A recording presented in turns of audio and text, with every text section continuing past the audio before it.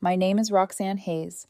I'm 28 years old, and 48 hours before I walked out of my own life, I still believed I was in a relationship that made sense. I'm writing this from the guest bedroom in my sister Danielle's house, staring at 3 suitcases lined neatly against the wall like evidence. Everything I own fits inside them now. The rest of my life, the furniture, the photos, the quiet routines I thought meant something, is still sitting in an apartment across town. Or maybe it isn't anymore. Ethan Cole is 27. We were together for 3 years, and for most of that time we were easy. Not perfect, but steady. The kind of couple people point at and say, they just work. We didn't fight much. We agreed on money. We talked about real things, careers, timing, what kind of life we wanted. There was this quiet assumption that we were building something permanent. Looking back now, I think the first crack didn't feel like a crack at all. It felt like something small, harmless. It felt like a name. Lila, Ethan's ex. He mentioned her casually one night while we were making dinner. Said she had moved back into the city. Said they'd run into each other. Said it like it didn't matter. And I believed him. Because I wasn't the jealous type. I had male friends. He had female friends.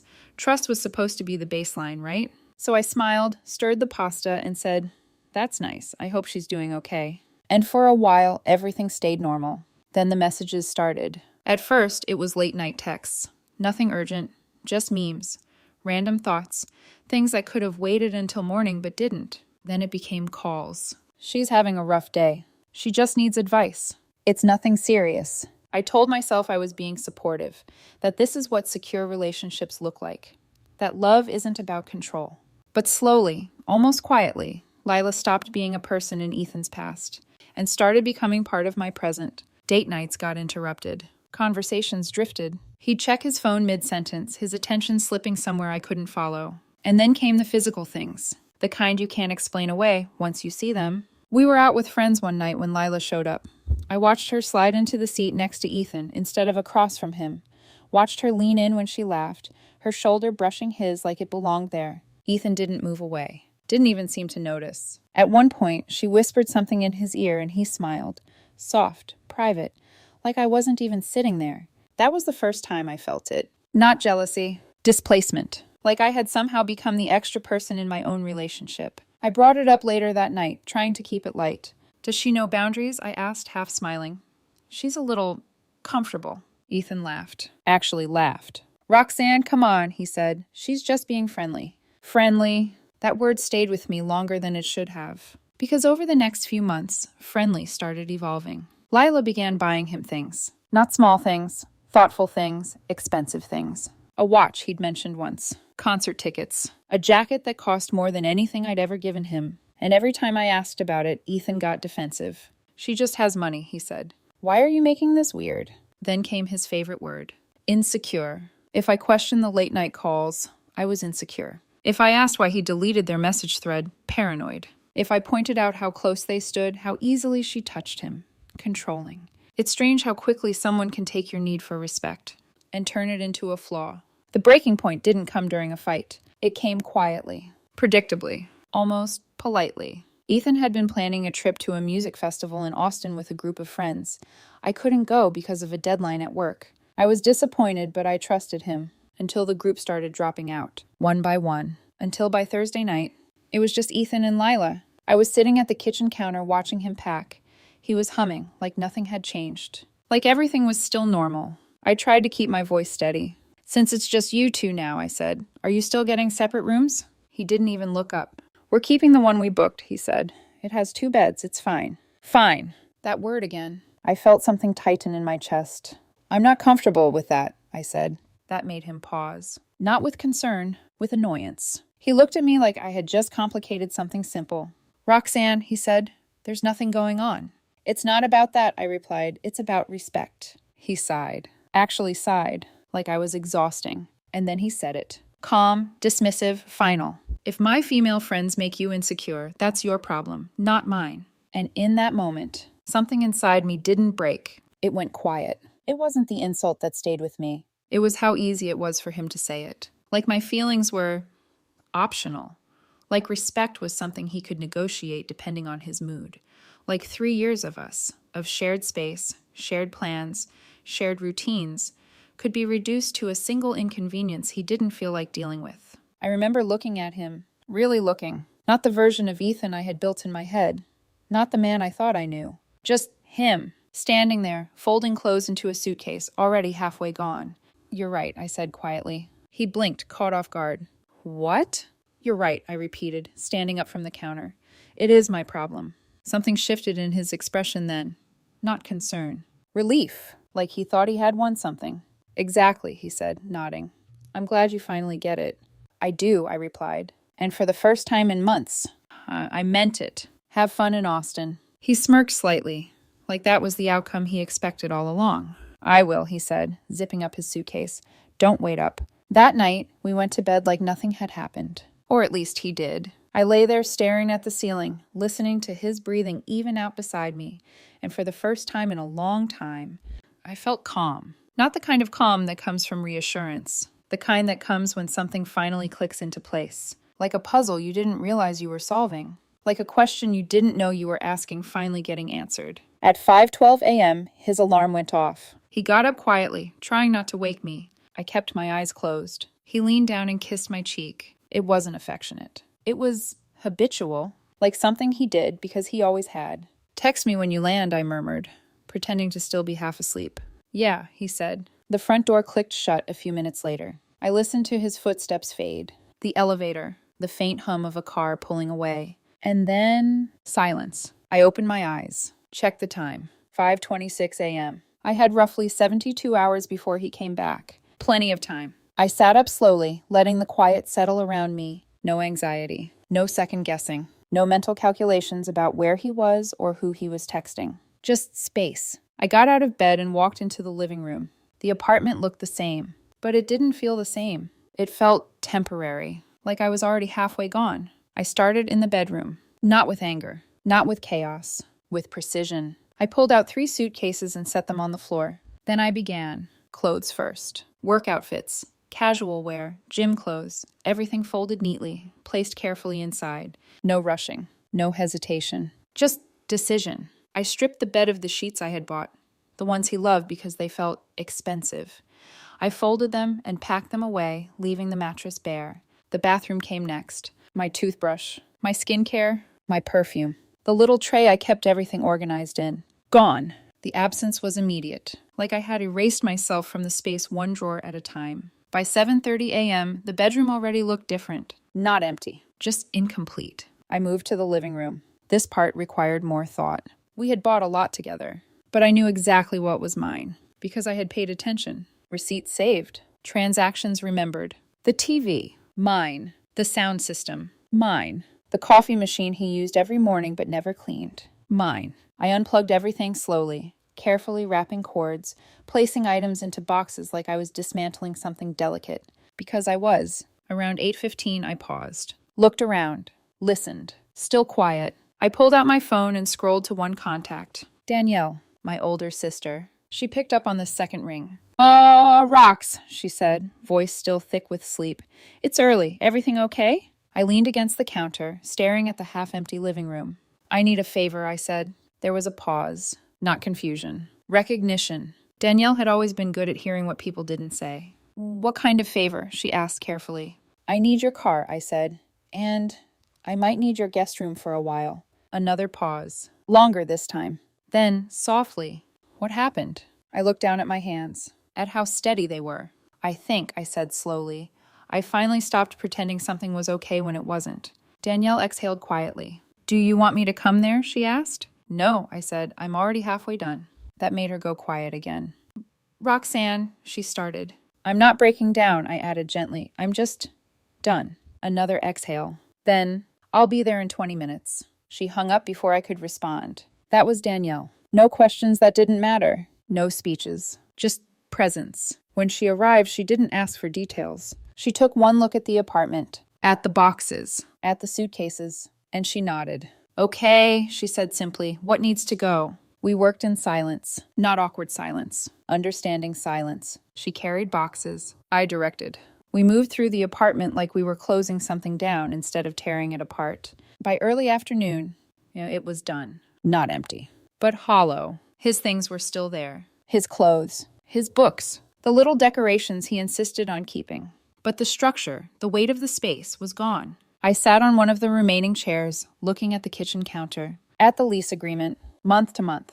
That made things simple. I grabbed a pen, wrote a formal notice to the landlord. Clear, direct, immediate. Included a check for my portion of the next month's rent. No loose ends. No reasons for him to contact me. Then I placed it on the counter, right where he would see it. I stood there for a moment, thinking.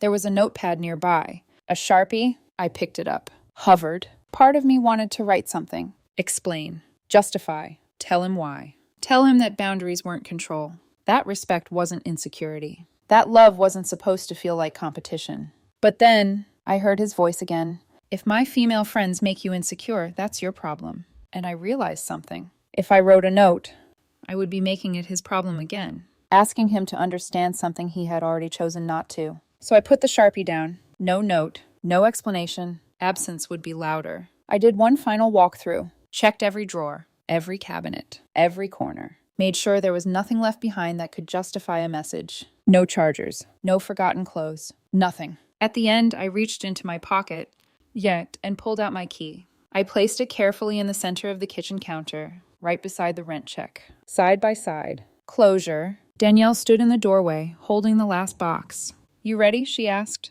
I took one last look around, at the place I thought I would build a future in. It looked smaller now, lighter, like it had already let me go. Yeah, I said.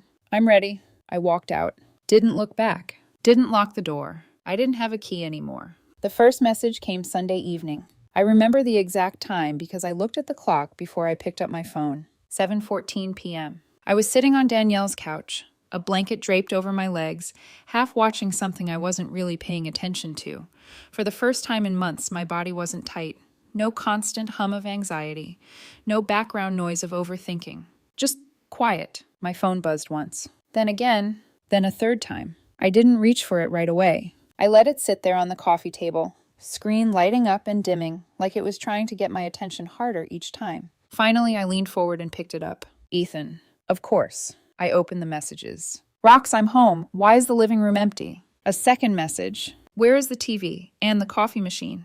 Then, did we get robbed? I watched the typing bubble appear, disappear, appear again, like he was walking through the apartment in real time, discovering it piece by piece. Another message came in. Why is your key on the counter? My thumb hovered over the screen. Then, call me. Now. The phone started ringing. I stared at his name. Let it ring. It stopped. A few seconds later, another message. Roxanne, this isn't funny. Where are you? I could picture it. Him standing in the kitchen, looking around, realizing. The apartment wasn't robbed. It was emptied. Of me. I set the phone back down. Didn't respond. 10 minutes passed. Then the tone shifted. Fast. You're seriously doing this? You cleaned out the apartment because I went on a trip? That is so childish. I felt something strange reading that. Not anger. Distance. Like I was watching someone else's life. Another message. I can't believe you.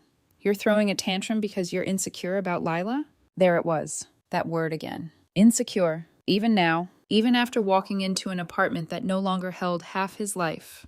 That was still the conclusion he reached. I leaned back into the couch, exhaled slowly, and realized something. He still didn't get it. Not even a little. The phone buzzed again. We need to talk about this like adults. Come home and bring everything back. I'm not playing this game. Game. That's what he thought this was. Something temporary. Something I would calm down from. Something I would fix. Because that's what I had always done. Fix things. Smooth things over. Adjusted myself until everything felt normal again. I stared at the message, then turned my phone face down, and didn't touch it again that night. Monday morning, the messages changed. The sharpness softened. The control slipped. Rox, please. I didn't mean to snap like that. I was just stressed about the trip. Can we talk? I scrolled. I called your office. They said you took personal leave. Are you okay? That one almost made me laugh. Not because it was funny. Because it was late. So late. Now he was asking if I was okay. After months of making me feel like I was the problem. After standing in front of me and telling me my feelings didn't matter. After choosing her again and again. Now he wanted to check on me. I locked my phone and set it aside. Silence wasn't easy, but it was necessary. By Tuesday, the messages shifted again. This time, panic. Roxanne, please answer me. I can't afford this place on my own. You know that. If you don't come back, I'm going to lose the apartment. Is that what you want? There it was. The truth. Not I miss you. Not I'm sorry I hurt you. Not I understand now. Just I can't afford this. I closed my eyes. Let that settle. He wasn't panicking because I was gone. He was panicking because everything I provided was gone. I almost responded. Almost. My fingers hovered over the screen. Then I remembered something Danielle had said the night before. We were sitting on her porch, watching the sun go down, the air warm and still. He's not confused, she had said quietly. He just never thought you'd leave. I had looked at her. What's the difference? I asked. Danielle had taken a slow sip of her drink. Confused people ask questions, she said. Entitled people demand answers. I didn't reply to him. Not that day. Not the next. By Wednesday, I blocked his number. Not out of anger. Out of clarity. The messages had become noise. Repetitive. Predictable. And I didn't need to hear them anymore. 2 weeks passed. Life didn't magically become perfect, but it became stable. I went back to work, started sleeping better, started eating without that constant knot in my stomach. It's strange how much space opens up when you're not constantly trying to prove your feelings are valid. But the silence didn't stop everything. We shared friends, mutual spaces, and eventually, the story reached me through whispers, through careful conversations, through people who didn't quite know how to tell me. Ethan was saying I had overreacted, that I had a breakdown, that I was controlling, that I couldn't handle him having female friends, that I just disappeared, rewriting it, softening his role, expanding mine. I wasn't surprised. People don't like being the villain in their own story, so they changed the narrative. Then came the call. Thursday evening. Unknown number. I almost didn't answer, but something in me already knew who it was. Hello? A pause. Then, Roxanne? Jessica. Lila's friend. Of course. Her voice was tight. Judgment already built into every word. I can't believe I'm even calling you, she said. I leaned against the kitchen counter, calm. Hi, Jessica, I replied. Don't hi me, she snapped. Ethan is a mess. Do you know that? I didn't respond. She kept going. He said you just left. No explanation. Took everything.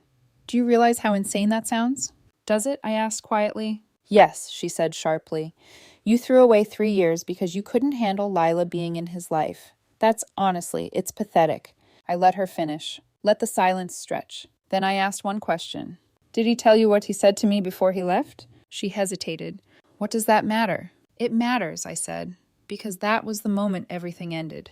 Another pause. He said you were overreacting, she replied, that you made it into something bigger than it was. I nodded, even though she couldn't see me. Of course he did. Roxanne. He looked at me, I said calmly, cutting her off, and told me that if his female friends made me insecure, that was my problem, not his. Silence. Short, but noticeable. He was setting boundaries, Jessica said, but her voice wasn't as firm now. Exactly, I replied. And I respected them. She didn't respond, so I continued. He told me my feelings were my responsibility, I said, so I removed them from his life. That's twisting things, she said quickly. No, I said, that's applying them. Another silence. Longer this time. I could feel it shifting. The certainty in her tone, cracking. You can't tell someone their comfort doesn't matter, I added softly, and then be surprised when they leave to find comfort somewhere else. Jessica exhaled. The anger wasn't gone, but it wasn't as sharp. Look, she said, quieter now. He's in a bad place. I didn't answer. Lila, she hesitated. What about her? I asked. She's not really around anymore. I let out a quiet breath. Not surprised. Just confirmed. She told him she wasn't looking for anything serious, Jessica continued. She said the timing was wrong. Of course. The moment it wasn't a game anymore, she left. I closed my eyes briefly, then opened them. He still has her number, I said. Jessica didn't respond. He can call her, I added. She can help him figure things out. That's not fair, Jessica said. But there was no conviction left. No, I said calmly. It's consistent. I pulled the phone away slightly, ready to end it. Roxanne, she said quickly. Just talk to him. Give him closure. I smiled faintly. I already did. And then I hung up. 3 weeks after I left, Danielle decided to host a small gathering. Nothing big. Just a casual Saturday afternoon. Food on the grill. Music low in the background. A few of her friends. A few of mine. The kind of space that feels safe without trying too hard. I almost didn't go. Not because I was afraid of seeing him. Because I didn't feel anything about seeing him at all. And that was new. But Danielle insisted. "You've been rebuilding quietly," she said that morning, while handing me a plate of sliced fruit. "You don't have to hide while you do it." So I went. By late afternoon, I was standing near the grill, flipping burgers, the smell of charcoal and summer hanging in the air. Someone had handed me a drink I hadn't finished. Laughter moved around me in waves, light and easy. For the first time in a long time, I felt like myself. Not the version of me that was constantly adjusting. Not the version that was explaining. Just me. And then, tires. Sharp. Too fast for a quiet neighborhood. The sound cut through everything. Conversation slowed. Music faded into the background. I looked up. A car pulled into the driveway too quickly, stopping at an angle that didn't quite make sense. The door swung open. Ethan stepped out. For a second, I didn't recognize him. Not fully. He looked thinner, not in a healthy way. His posture, different. The confidence he used to carry so effortlessly.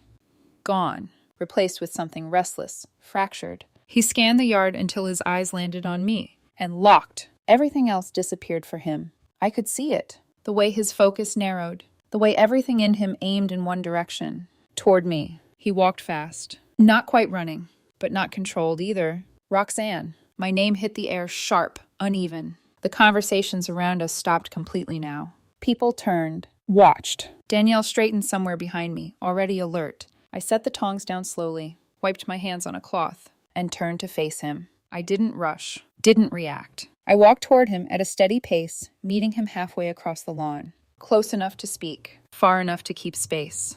"You blocked me," he said immediately, voice tight. "Everywhere. Not hello, not are you okay. Just, you blocked me." "Yes," I said calmly. His jaw tightened. "You don't get to do that," he snapped. "You don't get to just disappear like that after 3 years." There it was again. Ownership. Expectation. I tilted my head slightly. I already did. A flicker of something crossed his face. Not understanding.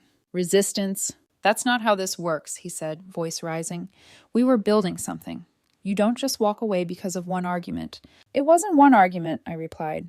"It was a pattern." He shook his head quickly. "No," he said. "You're twisting things. You overreacted. Nothing even happened." Around us, the silence deepened. People were listening now. Not openly, but closely. "I told you," he continued, stepping a little closer. "Lila and I didn't even share a bed. She slept on the couch because I snore. That's it. I didn't move. Didn't step back. Didn't step forward." "I believe you," I said. That caught him off guard. What?" "I believe you," I repeated. "And it doesn't change anything." His expression faltered. "Just for a second." "That doesn't make sense," he said. "You threw everything away over something that didn't even happen." I held his gaze. "It already happened," I said quietly. He frowned. "No, it didn't. You told me," I continued, my voice steady enough to carry, "that my feelings didn't matter." He froze. Not physically, but internally. Like something in him paused. "That's not what I said," he argued. "It is," I said. I took one small step closer. Not aggressive. Just enough that he couldn't pretend he didn't hear me. "You looked at me," I said, "and told me that if your female friends made me uncomfortable, that was my problem." The words hung there. Heavy. Familiar. Unavoidable. He blinked. "You're taking it out of context," he said quickly. No," I replied. "I'm holding on to the context you gave me." A murmur moved faintly through the people behind us. Not loud, but present. Ethan's eyes flicked briefly around, then back to me. "You didn't even try to talk about it," he said, voice shifting now, less sharp, more strained. "You just left." "I did talk about it," I said. "For months." He opened his mouth, closed it. I continued. "You just didn't listen." That landed. I saw it. The hesitation. The momentary break in his certainty. Then, deflection. "You could have worked through it," he said. "That's what people do." I nodded slightly. "With people who want to work through things," I said. Silence. Thicker now. He ran a hand through his hair, pacing half a step. "You're being cold," he said. "Do you even care what this did to me?" There it was. Finally. Him. Centered. I looked at him. Really looked. And for the first time since he arrived, I felt something. Not anger. Not sadness. Recognition. "I do," I said softly. That seemed to steady him. A small flicker of hope. But I also see why it happened," I added. That flicker disappeared. "What is that supposed to mean?" he asked. "It means," I said, "you didn't think I would leave." He stared at me. Didn't deny it. Didn't confirm it. Just stopped. "You thought I would stay," I continued. That I would adjust, that I would keep explaining myself until it felt comfortable for you again. His voice dropped. That's not... It is, I said gently. And then I asked the question, the one I already knew the answer to. Where is Lila? The effect was immediate. His expression shifted, not dramatically, but enough. A flicker of discomfort, of something unsteady. That's not relevant, he said quickly. It is, I replied. You chose her presence over my comfort. I held his gaze. So where is she now? Silence. Long. Heavy. People shifted behind us. Waiting. Watching. Ethan looked down briefly. Then back up. She's busy, he muttered. I nodded once. Of course she is. He exhaled sharply. You don't understand, he said. Things got complicated after you left. No, I said calmly. They got real. That hit harder than anything else. I could see it. The realization settling in. Not fully, but enough. She said she wasn't ready for anything serious, he admitted, quieter now. She said she didn't want to get involved. I didn't react. Didn't need to. Because that was the answer. The entire time, it had never been about her. It had been about what she represented. Attention. Ego. Choice. And now that there was no relationship to orbit around, she was gone. I made a mistake, he said suddenly. The words came out fast. Unsteady. I see that now. I stayed still. I can fix it, he added quickly. We can fix it. We. That word again. Like I was still part of the equation. I'll cut her off, he said. I already have. I'll block her. I'll do whatever you need. He stepped closer. Too close. His voice cracked slightly. I don't want to lose you over something like this. Something like this. 3 years. Respect. Trust. Reduced again. I took a small step back, creating space. You didn't lose me over this, I said quietly. He frowned. Then what? You lost me, I said, when you made it clear I wasn't something you needed to protect. The words settled between us. Final. Unrushed. True. I said I was sorry, he insisted. I know, I replied. And I accept your apology. Hope flickered again. Brief. Fragile. But I don't accept you, I finished. That was the moment. The collapse. I saw it happen. Not loud. Not dramatic. Just gone. Whatever version of control he thought he had left, it disappeared. Roxanne. I turned. Not abruptly. Not angrily. Just finished. Wait, he said, reaching slightly, stopping himself before touching me. You can't just walk away. I paused. Looked back over my shoulder. You told me it was my problem, I said. His face tightened. So I solved it. And then I walked away. Back toward the house. Back into the noise. The laughter. The life that didn't include him anymore. Behind me, I heard nothing for a few seconds. Then, Roxanne! Desperation now. Not anger. Too late. Danielle stepped forward before I even reached the porch. Her presence was quiet, but firm. Nah, time to go, she said to him, voice even. He didn't argue. Didn't fight. Didn't make a scene. Because there was nothing left to hold on to. By the time I stepped inside and closed the door, the silence outside had already swallowed him. 8 months passed. Not in a blur. Not in some dramatic transformation montage. Just steadily. Quietly. The kind of time that doesn't announce itself but changes everything anyway. I stayed with Danielle for about a month after that day. Long enough to feel grounded again. Long enough to remember what it felt like to wake up without tension sitting in my chest. Then I moved out. Not into another temporary space. Into something that was mine. A small 2-bedroom townhouse on the edge of the city. Nothing flashy, but every corner of it felt intentional. Chosen. No shared history. No leftover energy. No memories that didn't belong to me. I built it slowly. Furniture piece by piece. A couch I actually liked. A coffee machine I cleaned myself. A bed that felt like rest instead of negotiation. Work changed too. Or maybe I did. It's strange how much energy you have when you're not constantly analyzing someone else's behavior. I stopped checking my phone every 5 minutes. Stopped replaying conversations in my head. Stopped wondering if I was too much or not enough. And that space, it turned into focus. I showed up differently. Clearer. More decisive. 3 months after I left, I got promoted. My manager said I seemed more present, more confident. I didn't tell him why. I just nodded. Because the truth was simple, I wasn't carrying confusion anymore. I hadn't heard from Ethan since the barbecue. Not directly. Danielle told me he tried to message her once, probably hoping to get to me through her. She blocked him, sent me a screenshot, one word underneath it. Predictable. I smiled when I saw it, not because it was funny, because it was accurate. Through mutual friends, I heard pieces, fragments. He tried to keep the narrative going at first, that I had overreacted, that I was controlling, that I had abandoned him. But stories don't hold when reality contradicts them. People noticed the way he showed up now, the way he talked about it, the way things didn't quite add up. Eventually, it faded. Not because he fixed it, because people stopped listening. Last I heard, he was seeing someone new, a girl he met through a friend. Danielle raised an eyebrow when she told me. Apparently, she said dryly, she has a lot of male friends. I laughed. Not bitter, not cruel, just ironic. Life has a way of circling back. As for me, I didn't rush into anything. Didn't try to replace what I had lost, because I hadn't lost anything. I had removed something that didn't fit. There's a difference. It wasn't until about 6 months in that I met someone. His name is Noah Bennett. We met in the most unremarkable way possible. A mutual friend's dinner. No dramatic entrance. No instant spark. Just conversation. Easy. Natural. The kind that doesn't require you to perform. On our third date, something small happened. So small most people wouldn't even notice it. But I did. We were sitting across from each other at a quiet restaurant. Half-finished plates between us. The kind of moment where everything feels settled. His phone buzzed. He glanced at it. His expression shifted slightly. Annoyance. Then he flipped it face down without responding. You okay? I asked. Yeah, he said, just my ex. I felt it. That old reflex. That small tightening in my chest. Not fear. Memory. Do you need to answer? I asked. He looked at me. Actually looked. Like the question didn't make sense. Why would I interrupt a date with you to talk to her? He said simply. I blinked. He shrugged lightly.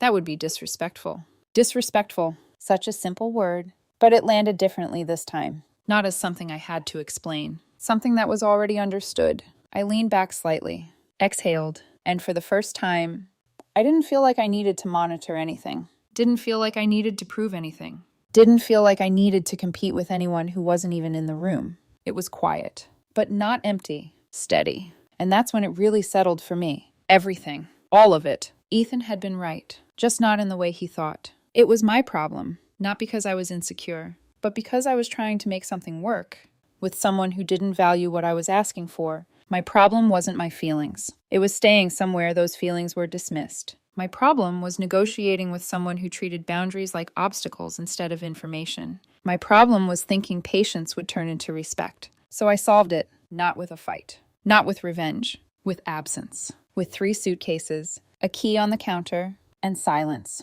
People like to call that cold. They call it extreme. They call it giving up too easily. But they don't understand something. Silence isn't emptiness. It's clarity. It's the moment you stop explaining yourself to someone who already decided not to understand. It's the moment you stop asking to be chosen and choose yourself. If I could go back, I wouldn't change the ending.